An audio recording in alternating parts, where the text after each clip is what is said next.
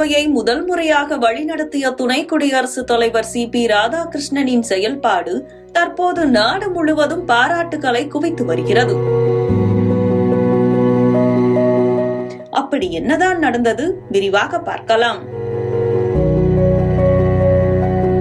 நாடாளுமன்ற மாநிலங்களவையின் தலைவராக பொறுப்பேற்ற பிறகு சி.பி. ராதாகிருஷ்ணன் சந்தித்த முதல் கூட்டத்தொடர் இது. அனுபவம் வாய்ந்த ஜாம்பவான்கள் நிறைந்த அந்த அவையை அவர் எப்படி சமாளிக்கப் போகிறார் என்ற எதிர்பார்ப்பு டெல்லி அரசியல் வட்டாரத்தில் நிலவியது. அதற்கு தற்போது வெளியாகியுள்ள புள்ளி விவரங்கள் அதிரடியான பதிலை வழங்கியுள்ளன. கிட்டத்தட்ட 92 மணி நேரத்திற்கும் மேலாக அவையை தொய்வின்றி வழிநடத்திய அவர் நிர்ணயிக்கப்பட்ட நேரத்தை விட கூடுதலாக 121% செயல்திறனுடன் அவையை இயக்கி பலரையும் ஆச்சரியத்தில் ஆழ்த்தியுள்ளார். இந்த 19 நாட்களில் மட்டும் 59 மசோதாக்கள் அறிமுகம் செய்யப்பட்டு முக்கிய விவாதங்கள் அரங்கேறின. குறிப்பாக வந்தே மாதரம் பாடலின் 150வது ஆண்டு விழாவை ஒட்டி அவர் முன்னெடுத்த சிறப்பு விவாதத்தில் 80க்கும் மேற்பட்ட எம்பிக்கள் பங்கேற்றது ஒரு வரலாற்று சாதனையாக பார்க்கப்படுகிறது.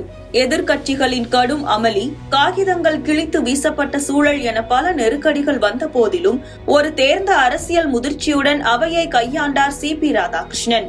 அதே சமயம் முழக்கமிடுவதும் அமைச்சர்களுக்கு இடையூறு செய்வதும் ஜனநாயக பண்பல்ல என அவர் விடுத்த எச்சரிக்கை அவையின் மாண்பை நிலைநிறுத்தும் வகையில் அமைந்தது.